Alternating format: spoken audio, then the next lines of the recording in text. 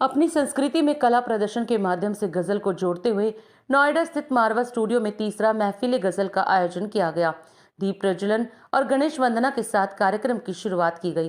कार्यक्रम में media, TV, कला और संस्कृति से जुड़े कई अतिथिगण ने अपनी उपस्थिति दर्ज कराई। इनमें लंदन के पत्रकार और लेखक तेजेंद्र शर्मा MBE, प्रसिद्ध ज्योतिषी गुरुजी गौतम ऋषि, अखिल भारतीय गुरुकुल और गौशाला रिसर्च फाउंडेशन संचार अधिकारी गौतम अधिकारी, अंतर्राष्ट्रीय संगठन नामधारी के सिख उपाध्यक्ष जसवंत सिंह नामधारी, आविष्कारशील उद्यमी संस्थापक ऋषभ मल्होत्रा, प्रसिद्ध कथक प्रतिपादक पंडित दीपक महाराज, अधिक पब्लिकेशन प्राइवेट लिमिटेड के अध्यक्ष Ashok Puri, confederation women entrepreneurs COWE की president Meetu Puri, kites craft production LLP प्रबंध भागीदार जियो बॉबी, AAFT निदेशक शिक्षाविद अजय कुमार मौजूद रहे। कार्यक्रम में उपस्थित अतिथियों को राज कपूर पुस्तक भेंट कर उनका स्वागत किया गया। ICMEI के संस्थापक डॉक्टर संदीप मारवा ने उपस्थित सभी लोगों का शुक्रिया अदा किया और कहा कि हमारे जीवन में कला, संस्कृति और संगीत का बहुत महत्व है। संगीत और गजल के बिना हमारी जिंदगी अधूरी है। जब आप अपने मन की बात सामने वाले को नहीं कह पाते हैं, तब गजल की 2 पंक्ति से आप अपने मन की पूरी बात उन 2 पंक्तियों में बहुत सरलता से कह देते हैं। कार्यक्रम में सरदार वल्लभ भाई पटेल की जयंती पर डॉक्टर संदीप मारवा द्वारा सरदार वल्लभ भाई पटेल पोस्टर लॉन्च किया गया। स्टूडेंट्स ने अपनी गजलों से कार्यक्रम में 4 चांद लगा दिए। कार्यक्रम में तेजेंद्र शर्मा ने अपनी बात किताब सभी अतिथिगण को दी। कार्यक्रम के अंत में संदीप मारवा ने अतिथिगण और सभी स्टूडेंट्स का धन्यवाद किया। नहीं, सुर इंसान बना देता है, सुर रहमान मिला देता है, सुर की आग में जलने वाले परवाने नादान नहीं।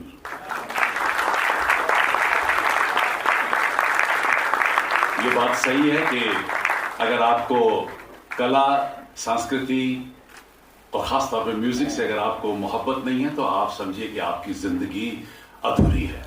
ऐसा मेरा मानना है। मैंने जिंदगी के बहुत सारे पल जो हैं वो संगीत के साथ गुजारे हैं। सिर्फ मैंने गाया ही नहीं है, मैंने सीखा भी है। और शायद यही वजह थी कि जब हम लोगों ने यहाँ फिल्म स्कूल की पूरी तैयारी कर ली थी और हम लोग अपना नाम बना चुके थे, तो सबसे पहले मुझे ख्याल आया कि हमारे पास एक स्कूल ऑफ परफॉर्मिंग आर्ट्स भी होना बहुत ज़रूरी है, क्योंकि म्यूज़िक बगैर पूरा फिल्म स्कूल जो है मुझे अधूरा सा लगता था।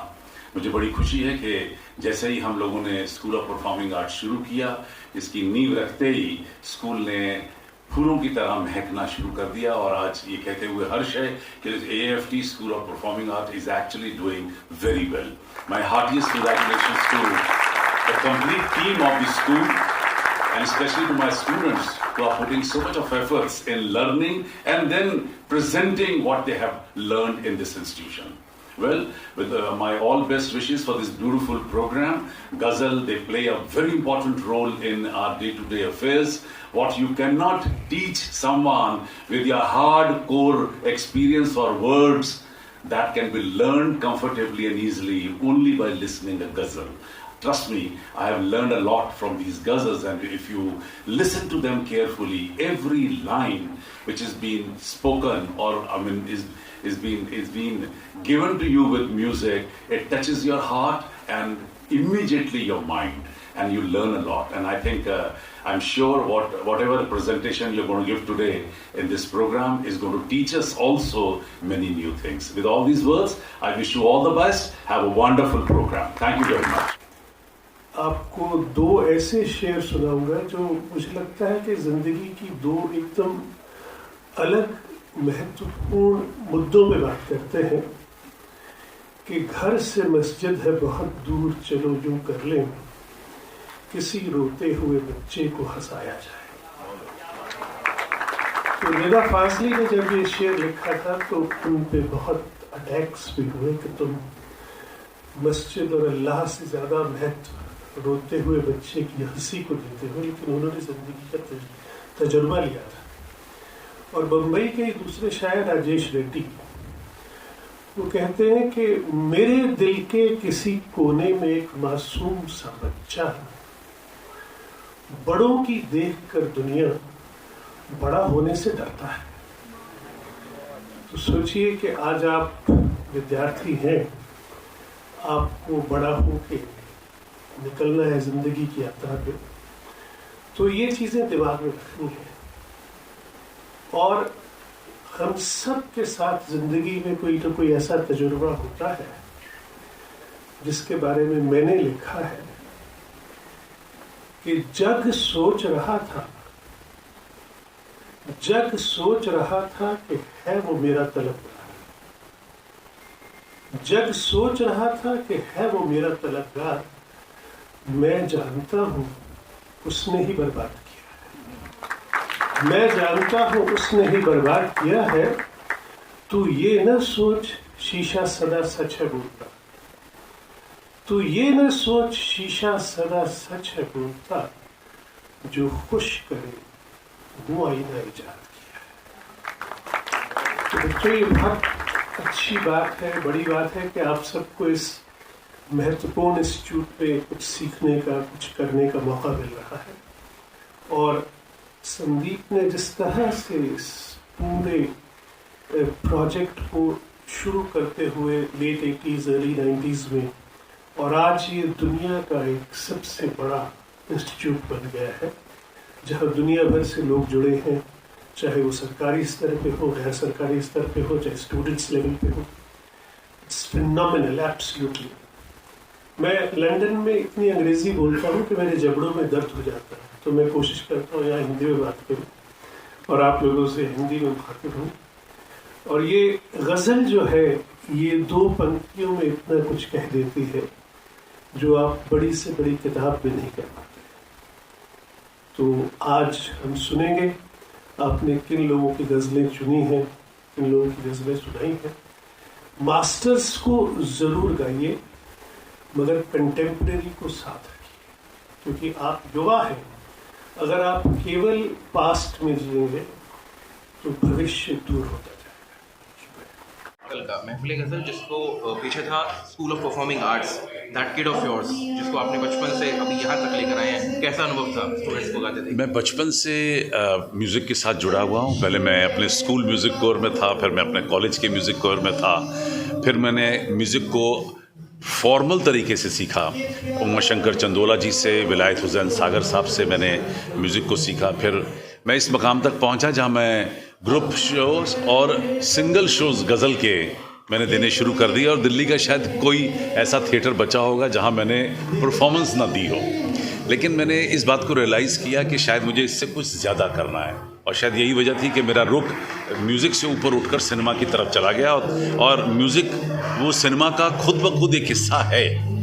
और जब हम लोगों ने यहाँ फिल्म स्कूल इस्टेब्लिश कर लिया था, तो उसके बाद मुझे लगा कि अब टाइम आ गया है, हमें एक म्यूज़िक स्कूल भी इस्टेब्लिश करना चाहिए। और मुझे बड़ी खुशी है कि AAFT school of performing arts अपने आप में अब एक बेहतरीन इंस्टीट्यूशन बन चुका है। 300 स्टूडेंट इस वक्त पूरे देश भर से यहाँ आया हुआ है, जो कला की विभिन्न विधाओं को यहाँ पर सीख रहा है। और जिस तरह आज का कार्यक्रम है, ऐसे कार्यक्रम हम लोग हर महीने करते हैं ताकि हमारे स्टूडेंट्स को एक पूरा कॉन्फिडेंस मिल जाए। हकीकत में 3 चीज़ें जो बहुत ज़रूरी होती हैं किसी एक कलाकार को जो गाना जानता है। नंबर 1 कि उसे एक इवेंट मिलना चाहिए, तो उस इवेंट की तैयारी हम लोग यहाँ पूरी करवा देते हैं। दूसरा, वो चाहता है कि मुझे कहीं ना कहीं रेडियो में गाने का मौका मिले, इसलिए हमारे पास आज 3 रेडियो स्टेशन हैं, रेडियो नोएडा, रेडियो मुंबई और रेडियो रायपुर।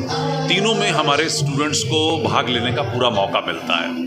और तीसरी सबसे बड़ी बात होती है कि उसे टेलीविज़न और सिनेमा से जुड़ने की हमेशा चाहत रहती है, तो हमने उसके इंटरव्यूज़, उनके शोज़ टेलीविज़न पे भी हम लोग दर्शाते हैं। और क्योंकि मैं खुद फिल्म मेकर हूँ और मैं साल की तकरीबन 100 शॉर्ट फिल्में बनाता हूँ, तो उनमें भी उन्हें कहीं गाने का मौका मिलता है, चाहे वो फिल्मों का हिस्सा हो गाना, या बैकग्राउंड या ओपनिंग म्यूज़िक हो गाने का। तो अब तक दुनिया के अंदर ये एकमात्र ऐसा म्यूज़िक स्कूल बन पाया है जहाँ स्टूडेंट को कोर्स के दौरान वो सारी चीज़ें प्राप्त हो जाती हैं जिसकी उम्मीद लेकर एक स्टूडेंट किसी म्यूज़िक स्कूल के अंदर एंटर होता है। सर, आप स्टूडेंट्स के लिए क्या मैसेज देना चाहेंगे? मैं तो इतना ही कहना चाहता हूँ कि क्योंकि ये विद्या है और करत करत अभ्यास के जड़मती होत सुजान। जब आप मेहनत करते हैं, जब एक लीन हो जाते हैं, डेडिकेट हो जाते हैं अपने इस आर्ट के लिए, तो अपने आप आर्ट जो है वो उभरना शुरू हो जाता है, रम जाता है, लोगों के दिलों में बसना शुरू हो जाता है। जैसे आपने अभी सुना कि कुछ जिन लोगों ने प्रैक्टिस ज़्यादा की हुई थी, उनके जो गज़लें हैं वो इतनी खूबसूरत मक्खन की तरह बह रही थी, नदी की तरह बह रही थी, और जिनकी प्रैक्टिस कम थी वो सामने पकड़े जाते हैं। तो मुझे लगता है कि इसे हम बार बार दोहराते हैं, ये जो कलाएं हैं, ये इसके लिए अंदर 24 घंटे लीन होना पड़ता है। ऐसा नहीं कि मैंने 4 घंटे 5 घंटे स्कूल कर लिया तो काम हो गया। 5 घंटे यहाँ, 5 घंटे उसका रियाज घर में चाहिए होता है। यही हम लोग बार बार समझाते हैं, और जो रियाज करना जानते हैं, करते हैं, वो धीरे धीरे उभर कर राष्ट्रीय लेवल तक इस वक्त कामयाब होते मुझे नज़र आ रहे हैं। मैं अपना एक बहुत छोटा सा परिचय देता हूँ। मेरे पिता, मेरे गुरु स्वर्गीय पद्म विभूषण पंडित बिरजू महाराज जी, जिनको किसी भी कोई भी परिचय के मोहताज नहीं है वो। और जैसा कि आप सभी लोग जानते ही हैं कि उन्होंने जो काम किया है इस कला क्षेत्र में रह के, संगीत के क्षेत्र में, वो बड़ा ही सराहनीय है, बड़ा कमाल किया। मैं उन्हीं के पदचिन्हों पे चल रहा हूँ। और आज यहाँ आके जो मैंने एक महफिल देखी यहाँ गज़लों में, और युवाओं के अंदर वो जो उभरती हुई वो जो भावना मैंने देखी, वो देख के मुझे बड़ा अच्छा लगा कि चलो अच्छा है कि गज़लों की तरफ रुझान जा रहा है। अभी थोड़ी देर पहले मैं ये भी कह रहा था कि कितनी चीज़ें हैं हम लोगों के इंडियन क्लासिकल म्यूज़िक और डांस में, कितने ताल हैं, कितने तालों के उसके संगम हैं जीवन के। तो अगर हम उस पर थोड़ा सा ध्यान केंद्रित करें अपना, तो एक जीवन भी कम लगता है, वो पूरा ही नहीं हो पाता है। तो मुझे बहुत आनंद आया आज यहाँ युवाओं को सबको गाते हुए देख के। उनके अंदर एक रोशनी आई है, जागृति आई है। चाहे ठुमरी गाओ, दादरा गाओ, भजन गाओ, चाहे गज़ल गाओ, चाहे कुछ हो, लेकिन ये विरासत है, हम लोगों की परंपरा है जो चली आ रही है। और थोड़ा बहुत नृत्य की तरफ भी ध्यान दें, जैसे क्योंकि मैं तो नर्तक ही हूँ, महाराज जी का बेटा हूँ, तो नृत्य भी करता हूँ, थोड़ा बहुत ठुमरी गाता भी हूँ, और वाद्य की ओर भी ध्यान है मेरा। तो मैं बहुत बहुत धन्यवाद देता हूँ यहाँ के जो आयोजक हैं इन सब का। और मुझे आज यहाँ पर बहुत प्रसन्नता मिली। अब इससे ज़्यादा मैं क्या बोल सकता हूँ। जब मन प्रसन्न है, दिल खुश हो गया, तो मतलब सोच लीजिए कि यही आनंद ढूंढने के लिए लोग कहाँ कहाँ नहीं जाते हैं। चाहे आप तपस्या कीजिए, चाहे ध्यान लगाइए, संत बन जाइए, चाहे कुछ भी, क्योंकि उनको चाहिए आनंद। और वो आनंद क्या है? वही परमानंद है। आनंद वही परमानंद है। हम अपने घुंघरुओं के माध्यम से, संगीत के माध्यम से वो आनंद सब में प्रचार करने की कोशिश कर रहे हैं। तो मेरे ख्याल से इससे बड़ी बात और कुछ हो नहीं सकती। बहुत बहुत धन्यवाद, शुक्रिया। देखिए, आज का प्रोग्राम जो है ये बहुत ही बढ़िया रहा है। और आज विशेष रूप से जो युवा पीढ़ी है उनके लिए कि जो अपनी संस्कृति से भटक रहे हैं, क्योंकि संस्कृति में कला, संगीत, डांस, म्यूजिक ये सभी आते हैं। तो मैं चाहूँगा कि भाई आज जिस तरीके से मारवा स्टूडियो के जो संस्थापक हैं संदीप मारवा सर, तो पूरे वर्ल्ड वाइड जिस तरीके से उन्होंने युवा पीढ़ी के लिए जो युवाओं को प्रोत्साहित करते हुए उनके इस कला को पूरे विश्व भर में जो फैला रहे हैं, और कहीं ना कहीं हर समय कुछ ना कुछ उनकी जो प्रोग्राम्स के माध्यम से जो युवाओं को प्रोत्साहित करते हैं, तो मेरा मानना है कि ये इस तरह से कार्यक्रम होते रहने चाहिए। 2 साल अभी चलाते हैं। एस्ट्रोलॉजर है सभी एस्ट्रोलॉजी से जुड़े हुए हैं, और उसमें भी कहीं ना कहीं म्यूज़िक का एक बहुत ही बड़ा एक अंग है, क्योंकि लोगों को हील करने के लिए म्यूज़िक बहुत ज़्यादा इस्तेमाल होता है। तो आपका दृष्टिकोण म्यूज़िक के प्रति क्या है? देखिए, जहाँ एस्ट्रोलॉजी की बात हो रही है, एस्ट्रोलॉजी में भी आपने बिल्कुल सही कहा कि चंद्र का जो प्रभाव होता है, और चंद्र जिनका अच्छा होगा वही कला संगीत में आएगा या वो डांस म्यूजिक में आएगा। तो मेरा मानना है कि 9 ग्रह में भी चंद्र और ये जो संस्कृति और ये जो कला का है, ये अपने आप में बहुत महत्वपूर्ण है, और ये होना चाहिए। क्योंकि इससे क्या होता है कि आज के समय में जो युवा पीढ़ी हैं, या हम युवा पीढ़ी को छोड़ भी दें, क्योंकि सबसे ज़्यादा डिप्रेशन के बहुत ज़्यादा लोग शिकार हो रहे हैं आज के समय में। तो डिप्रेशन में कहीं ना कहीं ये म्यूज़िक जो है ये बहुत हेल्पफुल करता है। तो मेरा मानना है कि एस्ट्रोलॉजी के माध्यम से भी म्यूज़िक को प्रोत्साहित करना चाहिए, इनको आगे बढ़ाना चाहिए। देखिए, मुझे लिखते हुए अब करीब 42-43 साल हो गए हैं। मैं एक विद्यार्थी के तौर पे लिखा करता था, फिर उसके बाद अंग्रेज़ी में लेखन हुआ। मेरी पत्नी का इन्फ्लुएंस मुझ पे हुआ तो मैंने हिंदी में लिखना शुरू किया। तो हिंदी की पहली रचना जो बड़े अखबार में छपी थी वो 1980 में छपी थी। तो उसके बाद से लगातार कहानियाँ, गज़लें, कविताएं लिख रहा हूँ। मुझे लगता है कि गज़ल की सबसे बड़ी ख़ासियत ये है कि जो बात आप 20 पेज की कहानी में नहीं कह सकते, 200 पेज के उपन्यास में नहीं कह सकते, वो गज़ल के एक शेर में कह पाते हैं। तो देखिए, बड़े शायर जो होते हैं कैसे एक ही बात को अलग ढंग से कहते हैं कि गालिब कहते हैं कि यूं तो मालूम है जन्नत की हकीकत, लेकिन दिल के बहलाने को गालिब की ख्याल अच्छा है। और उसी को शैलेंद्र कहते हैं कि तू जिंदा है, तू ज़िंदगी की जीत पे यकीन कर, अगर कहीं है स्वर्ग, ये अगर बड़ा इम्पॉर्टेंट है, अगर कहीं है स्वर्ग तो उतार ला ज़मीन पर। तो शायर की खासियत ये है कि वो कम से कम शब्द खर्च करके गहरे से गहरा अर्थ हमें देते हैं और ज़िंदगी के नए मायने हमें समझाते हैं। सर, इस मंच पे आज आपको अपनी किताब मारवा सर को देने का मौका मिला, तो क्या कुछ कहना चाहेंगे आप? देखिए, ऐसा है कि पत्रकार के तौर पे, हालांकि मैं पत्रकारिता काफ़ी लंबे अरसे से कर रहा हूँ, जनसत्ता, नवभारत टाइम्स के लिए भी लिखता रहा, मगर गंभीर रूप से जो पत्रकारिता है वो हम एक पत्रिका निकालते हैं। हमारी संस्था है कथा यूके, जिसकी संरक्षक है ज़किया ज़ुबैरी जी। हम उस संस्था के माध्यम से मैगज़ीन पुरवाई ऑनलाइन है जो हर रविवार को अपलोड होती है। तो उस पत्रिका का संपादकीय लिखता हूँ हर रविवार को। उसमें अलग अलग विषय उठाता हूँ, जो विषय आम तौर पर हम पत्रिकाओं में या अखबारों में कम पढ़ते हैं। तो उन विषयों को मैं अपने संपादकीय में लिखता हूँ, अपनी बात कह कर। तो आज वो अद्विक प्रकाशन ने उसकी 2 खंड छापे हैं। तो मुझे मौका मिला कि संदीप मारवा, जो बिल्कुल छोटे भाई जैसे हैं, बहुत स्नेह करते हैं, आदर करते हैं, तो उनको भेंट करके मुझे लगा कि सही व्यक्ति को दी गई है, क्योंकि उनके यहाँ तो बाकायदा जर्नलिज्म का स्कूल है। तो हो सकता है कि वो कल को जो आपके विद्यार्थी यहाँ हैं उन्हें मौका मिले जानने का कि अगर उन्हें अपने मन की बात कहनी है, अपनी बात कहनी है, तो किस तरह कही जा सकती है। सर, आप आज खास मौके पर, और जिस तरह की हम सभी को ज्ञात है कि आप शांति कार्यक्रम के भी जो है कि लेखक रहे हैं, और वो दूरदर्शन पर बड़ा प्रसिद्ध कार्यक्रम है। मैं भी कहीं ना कहीं उसका साक्षी रहा हूँ, हमने भी देखा है, हम भी रूबरू हुए हैं। थोड़ा सा हमारे लिसनर से अपने उस बारे में जो है थोड़ा अनुभव साझा करें। देखिए, शांति दिल्ली दूरदर्शन पे आने वाला पहला डेली सोप था। उससे पहले सब साप्ताहिक होते थे। तो शांति की शुरुआत जब यूटीवी ने की थी तो 2.5 लाइन की कहानी थी, और वो 2.5 लाइन की कहानी 758 एपिसोड चली। मुझे उसमें से एक टीम थी हमारी 3 लोगों की, उसमें से काफ़ी सारे एपिसोड मुझे लिखने का मौका मिला। मैं कोर्ट रूम एक्सपर्ट था। तो हमें रोज़ाना लोगों का, ऑडियंस का इंटरेस्ट कायम रखना होता था, और रोज़ ऐसे मौके पे छोड़ना होता था कि अगले दिन के लिए हमारे श्रोता तैयार रहें कि अब क्या होगा, अब क्या होगा, अब शांति क्या करेगी, या दूसरे कैरेक्टर क्या करेंगे। मुझे याद है दिनेश ठाकुर ने मुझे एक बार कहा था कि तेजेंद्र भाई, आप मुझे कुछ ऐसे डायलॉग कभी कभी दिया करिए जो राजकुमार टाइप हो।